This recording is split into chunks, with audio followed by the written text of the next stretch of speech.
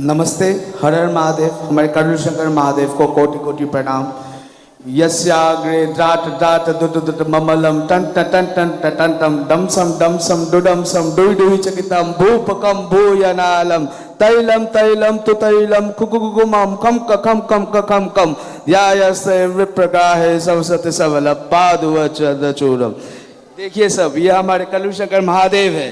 हमारे महादेव को कोटि कोटि प्रणाम। साथ ही जो बाबा के भक्त यहाँ बैठे हैं उन्हें भी कोटि कोटि प्रणाम। साथ ही जो विदेशों से भक्त आए हैं हमारे बाबा के, उन्हें भी हमारे भारत में सादर आमंत्रण और कोटि कोटि प्रणाम। और साथ ही जो यूट्यूब में हमारे कार्यक्रम देख रहे हैं उन्हें भी कोटि कोटि नमन। मेरा नाम सुप्रिय चौधरी है। मैं शंकर सेना आसाम अध्यक्ष और इंटरनेशनल एस्ट्रोलॉजिकल कॉन्फ्रेंस का एग्जीक्यूटिव बोर्ड मेंबर बोल रहा हूँ। हमारे साथ डॉक्टर अरुण पाल है जो आनंदमय ज्योतिष महाविद्यालय के प्रिंसिपल, साथ ही इंटरनेशनल एस्ट्रोलॉजिकल कॉन्फ्रेंस के कन्वीनर है। साथ ही अन्य बोर्ड मेंबर्स डॉक्टर दीपामानी तालुकदार और डॉक्टर गौरव राव ही हमारे साथ उपस्थित है। ये एस्ट्रोलॉजिकल कॉन्फ्रेंस हर वर्ष भारत में होता है और इस बार हमारे आसाम प्रदेश के गुवाहाटी में ये कार्यक्रम होगा। ये कार्यक्रम नवंबर 15, 16, 17, 2024 को होगा। इस कार्यक्रम में हमारे भारत के सीएम से लेकर गवर्नर तक सभी आमंत्रित है। साथ ही पूरे दुनिया से अनेकों एस्ट्रोलॉजर्स और प्रसिद्ध महावास्तु स्पेशलिस्ट भी उपस्थित रहेंगे। इस कार्यक्रम में हम अपने बोर्ड मेंबर के साथ हमारे करुण शंकर महादेव को एज ए चीफ गेस्ट वहाँ में आमंत्रित करने के लिए आए हैं। हम चाहते हैं कि आप हमारे महादेव आसाम आए, हमें एक संदेश दे और साथ ही हमें आशीर्वाद दे कि हम लोग ये कॉन्फ्रेंस बढ़िया से कर पाए और अपने स्मृति महाविज्ञान के से जो आप हम लोगों के कष्ट को टाल रहे हैं, अनेकों ज्योतिषी वहाँ उपस्थित रहेंगे, उन्हें भी आप इस ज्ञान से सबको आशीर्वाद दे और हमारा मार्गदर्शन करें। तो इसी के संदर्भ पे हम अपने इन्विटेशन लेटर आपको देना चाहते हैं कि आप आए हमारे आसाम और हमारे आशीर्वाद दे और हमें अपना मार्गदर्शन प्रदान करें। हर हर महादेव। करुण शंकर महादेव की जय। पूज्य पूर्ण गुरु पंडित श्री राधारमन जी मिश्र की जय। पूज्य गुरु माता कामरू कामाख्या की जय।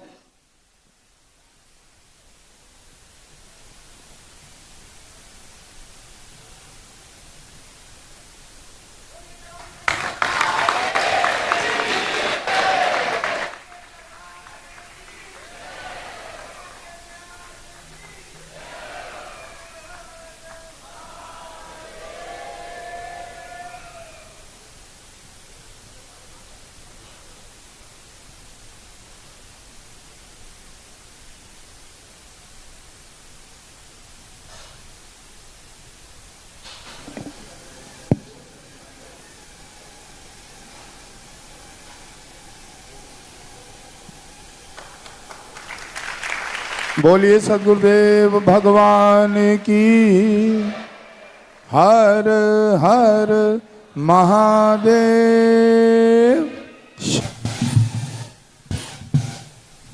बहुत बहुत धन्यवाद डॉक्टर पॉल, सुप्रियो और साथी गण सभी। दरबार आपके इस निमंत्रण को सहर्ष स्वीकार करता है और कोशिश करेंगे कि हम आपके सम्मेलन में जरूर आएं। हम अपने आप को बहुत सौभाग्यशाली समझते हैं कि आपने हमें निमंत्रण दिया। इसके लिए आपको बहुत बहुत धन्यवाद।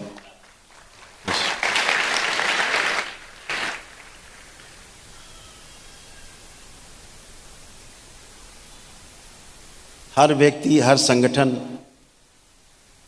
हर समुदाय,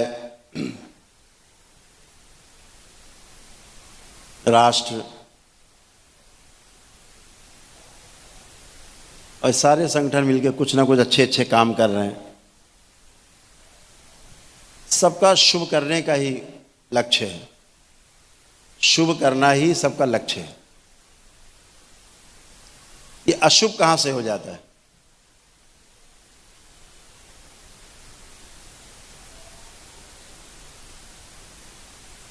हर साल रावण मारा जाता है, ये पूरे साल रावण जिंदा कैसे रहता है?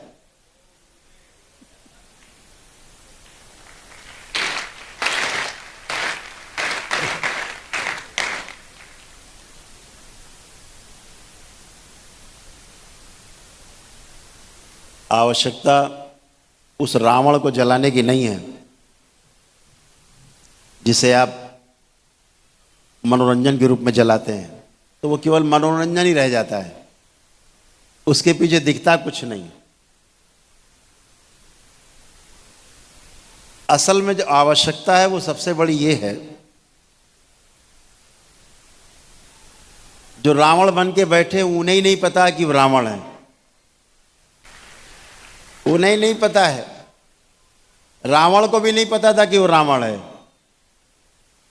अगर ये पता होता कि इतनी बदनामी मिलेगी रावण को, तो सीता हरण ही नहीं करते बेचारे, वो सीता हरण नहीं करते। हर आदमी हर काम को अच्छा मान के करता है। ये मनुष्य जाति की सबसे बड़ी एक, कह लीजिए कि बीमारी कह लो, और चाहे उसकी आदत कह लो। चोर भी चोरी करता तो जस्टिफाई किए रहता है उसको, इसके यहाँ चोरी करेंगे, इसने सबका माल मारा है, बहुत इसने चूसा है लोगों को, इसी के यहाँ चोरी करते हैं, जस्टिफाई किए हुए कि ये आदमी डकैती डालता सबके यहाँ, इसके हम चोरी करेंगे, तो इसके यहाँ चोरी करना अपराध नहीं है, अपने अपने हिसाब से जस्टिफाई किए रहता है। ये जो जस्टिफिकेशन है कहाँ से आता है? ये परिस्थितियां नहीं है जो जस्टिफाई करता है आदमी, ये स्मृतियां हैं जिसके आधार पे आदमी अपने आप को जस्टिफाई किए रहता है, गलत को भी सही मान के गलत काम करता रहता है, जीवन भर गलत काम करता है और सही मान के करता है। ऐसा कोई आदमी नहीं मिला हमें आज तक जो गलत काम को गलत मान के करता रहा हो, कर ही नहीं सकता। गलत काम को सही मान के करना ये मनुष्य का स्वभाव बन गया है, जबकि मनुष्य का स्वभाव ये बिल्कुल भी नहीं है। मनुष्य का स्वभाव है सही को मानना, मान करके जांचना और जांच करके अपने आचरण में लाना। आ ही जाएगा आचरण में, जांचता है, असली स्वभाव तो ये है। लेकिन स्मृतियां उसको जांचने नहीं देती, स्मृतियां उनको सही का ज्ञान नहीं होने देती, फिर आदमी गलत ही करता रहता है। मेरे सामने कितने लोग रोज आते हैं, पति पत्नी झगड़ा करते हुए आते हैं, माता पिता बच्चों में तनाव देखते सामने रहते हैं, कैसे कैसे जीते हैं लोग, जी नहीं पाते। आप सब उन चीज़ों से निकल के आए हैं। जैसे स्मृतियां नष्ट होती हैं, आपसे अच्छा बच्चा कोई नहीं, आपसे अच्छा माता पिता कोई नहीं, आपसे अच्छा पति पत्नी कोई नहीं, तो सारी स्मृतियों के आदमी दास हैं। स्मृतियों के कारण ही हम, खराब स्मृतियों के कारण, जो खराब स्मृतियां हैं उनके कारण हम समस्या में ग्रस्त रहते हैं और उल्टे सीधे काम करते रहते हैं और गलत को सही मान के करते रहते हैं। जिस दिन ये स्मृतियां नष्ट होती हैं और आप होते हो सिर्फ, तो आप डिसीजन ले पाते हो कि नहीं ये सही है और ये गलत है, फिर आप सही का चुनाव करते हो और सही रास्ते पर चलते हो। जैसे आपने अपने को बाबा से मंत्र दीक्षा के लिए अपने को तैयार किया, सही की इच्छा का चुनाव किया, तो ये सही की इच्छा का चुनाव तब कर पाए आप जब गंदगी गई, स्मृतियां नष्ट हुई। जब तक वो नष्ट नहीं होती तब तक हम गलत को सही माने ही रहते। अरे चलो देखा जाएगा, अभी बहुत उम्र लंबी पड़ी है, ऐसे कर करके बहुत लोग समय काट देते हैं। बहुत ये भी देखा मैंने, इस देश के अंदर नहीं पूरी दुनिया में देखते हैं, अपने देश में कुछ ज़्यादा ही है। यहाँ लोगों को गुरु बनने का बड़ा शौक है, गुरु बनने का शौक बहुत जबरदस्त है, गुरु कहलाने का ही बहुत शौक है। शिष्य बनने नहीं चाहता कोई, और 90% शिष्य इसीलिए बनते कि हमको गुरु बनना है। भैया आप पहले से ही गुरु हो, स्मृतियां हटाओ गंदी, आप गुरु हो ही, आप केंद्र में ही हो। जब तक स्मृतियां रहती हैं आप परिधि पर नाचते रहते हैं, बार बार परिधि पर नाचने वाला शिष्य है, केंद्र में पहुंच जाने वाला गुरु है। तो आप तो पहले से गुरु हो। गुरु बनना नहीं है, गुरु तो होना है। गुरु एक बार होना घटना है, गुरु एक बार होना घटना है। गुरु बनता थोड़ा ना है कोई, ना गुरु बन सकता है कोई, ना गुरु बना सकता है। गुरु तो होता है, गुरु होना है, गुरु एक घटना है होना। गुरु बनने का कोई चांस नहीं है। जहाँ गुरु बनने का प्रयास किया फंसे, पता लगा शिष्य भी नहीं बचे। मैं बहुत देखता हूँ दरबार से 2-4 नाम आते रहते हैं, बिल्कुल दंड लेके बैठ रहा है, आजकल छड़ी लेके घुमा रहा है। हम कहते बहुत अच्छा कर रहा, वो पहले ही गुरु बन गया है, बने बनाया गुरु था पहले से ही, उसको केवल नकल करनी। बहुत लोग करते दरबार की नकल, आप देखो तमाम यूट्यूब पे कैसे लोग नकल करते हैं दरबार की बहुत नकल करते हैं। मैं कहता हूँ चलो कुछ तो कर रहे हैं बेचारे, लोग वहाँ जाएंगे, धक्के खाएंगे, फिर लगेगा गलत जगह आ गए, फिर सही जगह ढूंढेंगे, अच्छे कर्म होंगे तो बाबा का दरबार मिल जाएगा, उन्हें रास्ता मिल जाएगा, कम से कम ढूंढने में तो उसका यात्रा चालू रहेगी। तो हमेशा ध्यान रखो, अधगल बोलते क्या, अधजल गगरी छलकत जाए, अधूरा ज्ञान खतरे जान, बहुत खतरा है अधूरे ज्ञान में। तो जो अधूरा ज्ञान है न इस पार जाने देता वापस, न उस पार जाने देता वापस। चतुर लोग जो होते हैं आपका दुरुपयोग करते हैं और आनंद करते हैं, मजे करते हैं। बहुत लोग हैं, उनका दिन भर देखो यूट्यूब पे भाषण आ रहा है, उनका मुंह नहीं बंद हो रहा है, बोल रहे हैं मेरे 20 रोग हैं, 25 रोग हैं, मरे जा रहे हैं, लेकिन मुंह नहीं बंद हो रहा है। जो मर्जी परोसे जा रहे हैं, बोले जा रहे हैं, बकर बकर बकर बकर दिन भर। भैया मुंह में काहे नहीं इनकी दिक्कत हुई आज तक? मुंह में दिक्कत नहीं होती, बाकी सब में दिक्कत है।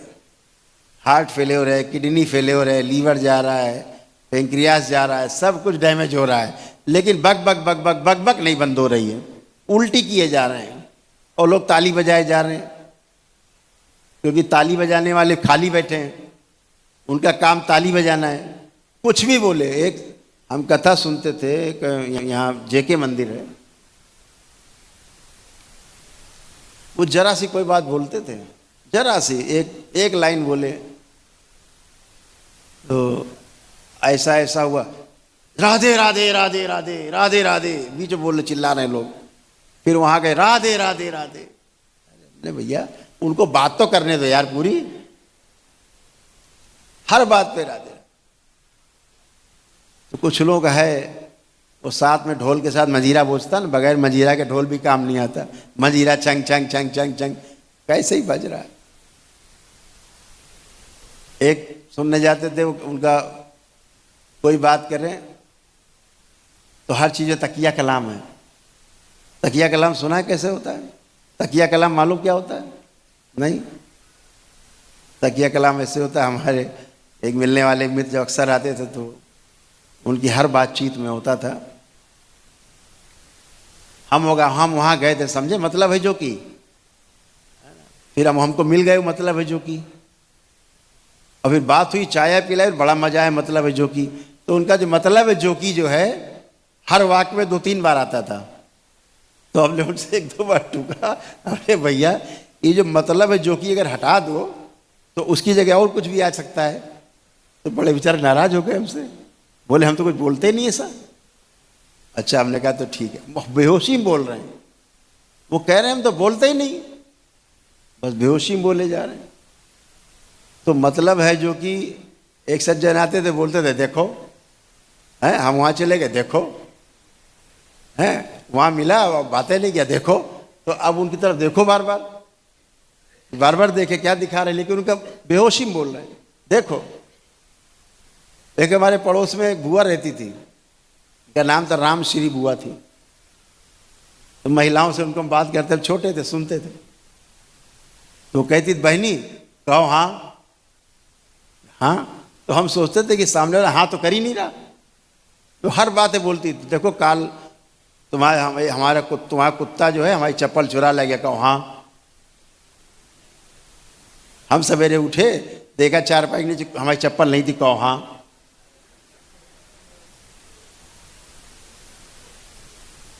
और फिर देखो झगड़ा हो जाएगा, कहो हाँ। तो कहो बेहोशी, एक बेहोशी होती, बेहोशी में ही बोले जा रहे हैं, कुछ भी बोले जा रहे हैं। तो ये लोग बेहोशी में बोल रहे हैं, शरीर के अंग प्रत्यंग खराब हैं, लेकिन बेहोशी में इतना लंबा लंबा बोले जा रहे हैं, इतना लंबा बोले जा रहे हैं, कथा किए जा रहे हैं पूरी, कुछ का कुछ बोले जा रहे हैं। यहाँ बोल रहे हैं केला खाना बहुत अच्छा, वहाँ बोल रहे हैं केला खाना बहुत खराब है। तीसरी जगह बता रहे हैं केले खाने से कैंसर हो जाते हैं। पता नहीं क्या कहना चाहते हैं, यही नहीं समझ में आ रहा कहना क्या चाहते हैं लोग, लेकिन कहे जा रहे हैं और लोग ताली बजाए जा रहे हैं, हाँ में हाँ मिलाए जा रहे हैं।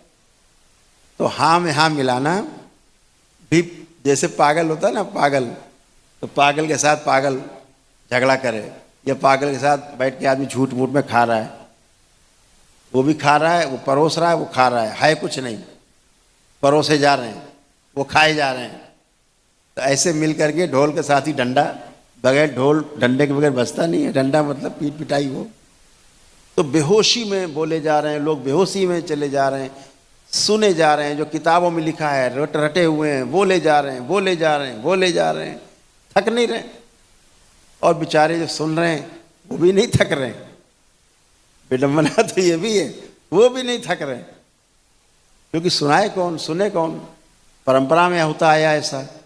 तो प्रवचन होते हैं, प्रवचन जितने भी होते हैं, प्रवचन का मतलब यही है, जिस आदमी को अनुभव हुआ है जीवन में उसने अनुभव किया है, जब वो बात तो बोलता है तो उसको प्रवचन बोलते हैं। किसी व्यक्ति ने अपने जीवन में कोई अनुभव किया है, उस अनुभव की बात जब किसी को बोलता है तो उससे प्रवचन बोलते हैं। प्रवचन मतलब प्रमाणित वचन। प्रमाणित कैसे हुआ? उसके अनुभव से। किताब से पढ़ के बोल रहे हैं, वो सूचना है, अनुभव नहीं है, वो इन्फॉर्मेशन है, नॉलेज नहीं है। नॉलेज में, इन्फॉर्मेशन में बड़ा फर्क है, सूचना में और ज्ञान में फर्क है। सूचना आप प्राप्त करते हैं और ज्ञान को आप उपलब्ध होते हैं, दोनों में फर्क है। सूचना आप प्राप्त करते हैं, सूचना आप उपलब्ध करते हैं अपने लिए, और ज्ञान में आपको उपलब्ध होना पड़ता है, ज्ञान को आप उपलब्ध होते हैं, दोनों में फर्क है। एक में मिट जाना है पूरा पूरा, और एक में अंबार लगा लेना है ढेरी सिर के ऊपर।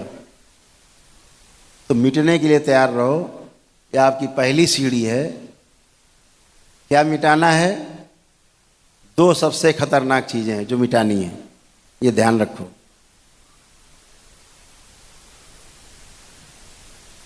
दो चीजें सबसे खतरनाक हैं इस संसार में। कल हम बच्चों से चर्चा कर रहे थे। आपको जिसको मुक्ति कहते हैं, मोक्ष कहते हैं जिसको हम लोग, इस 84 लाख योनियों के जन्म मरण के बंधन से मुक्त हो जाए। इस कलयुग में दो सबसे बड़ी खतरनाक चीजें हैं। अगर इनसे आप मुक्त हो गए तो मोक्ष आपका क्षण भर में है, और इनसे मुक्त नहीं हुए आप तो ये मोक्ष आपके लिए सपने से ज्यादा कुछ नहीं है। पहली सीढ़ी है, सबसे पहली सीढ़ी,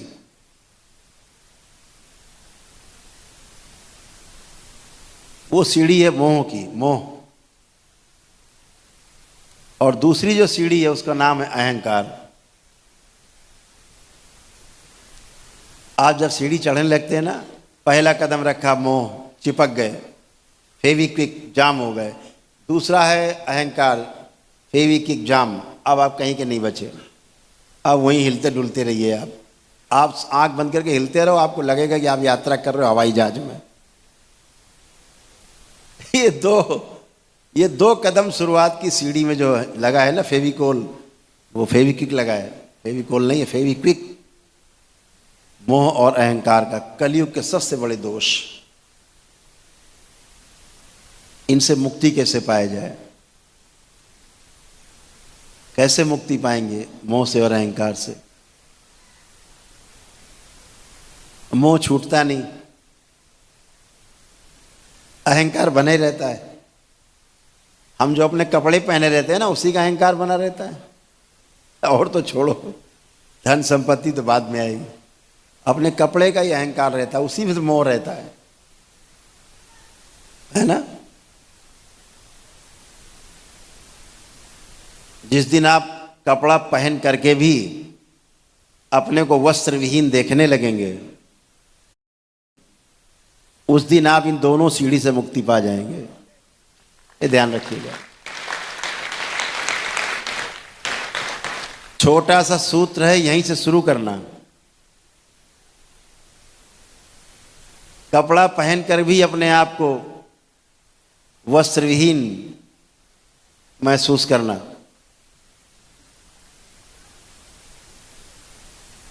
आपकी अहंकार की और आपकी मोह की परतें उधड़ जाएंगी जिस दिन आप इसे ठीक से देख पाए, इस भाव को आप स्थिर रख पाए, उसी दिन आप समझ लीजिए आप सही रूप में साक्षी हो जाएंगे, आप दृष्टा होने लगेंगे आप, और बहुत कुछ आप देखने समझने लगेंगे। और जिस दिन अपने कपड़े पर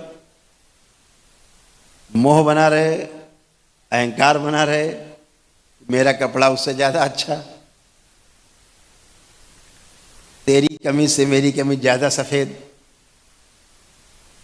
समझ लेना दोनों पैर फेविकोल पे नहीं, फेविक्विक पे चिपके हुए हैं, कोई गति नहीं।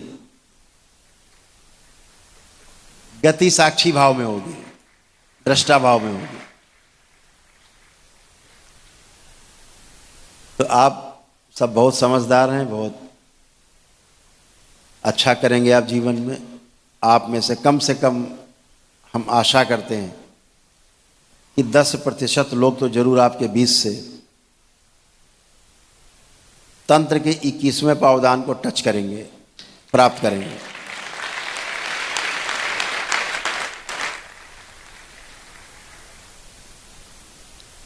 सारा खेल दृष्टि का है, सब दृष्टि का खेल है। बोलते हैं बुजुर्ग लोग, जैसी दृष्टि वैसी सृष्टि। सारा खेल ही दृष्टि का है।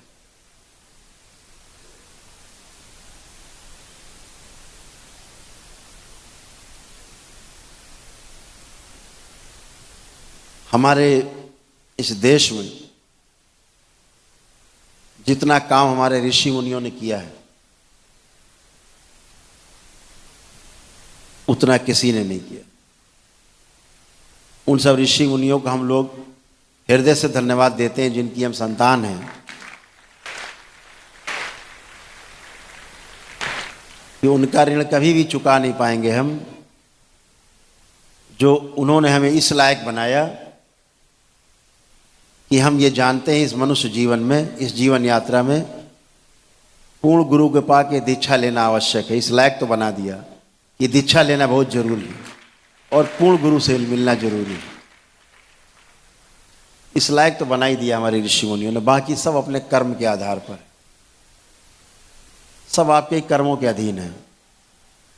और हम ये आशा करता हूँ कि आप सभी बाबा माँ के बताए रास्ते पे चल के बहुत अच्छा कर पाएंगे, आगे बढ़ पाएंगे, अपने को, अपने परिवार को, अपने कुल का नाम रोशन कर पाएंगे, और सभी को अच्छे से आगे आने वाली पीढ़ियों को भी संदेश दे के जाएंगे कि जैसे आपने जीवन को अपनाया, आचरण में वो भी लाएं, पिछली पीढ़ियां भी, जो अगली पीढ़ियां आएँ, पिछली पीढ़ियों का अनुसरण करें, और जैसे आपने अच्छा अच्छा जीवन जिया है वैसा आपके पीछे आने वाली पीढ़ियां भी जो हैं वो अच्छा जीवन जिएं, और जिसलिए मानव जीवन प्राप्त हुआ है, मनुष्य यात्रा, मनुष्य शरीर की यात्रा शुरू हुई है, वो लक्ष्य को प्राप्त करें।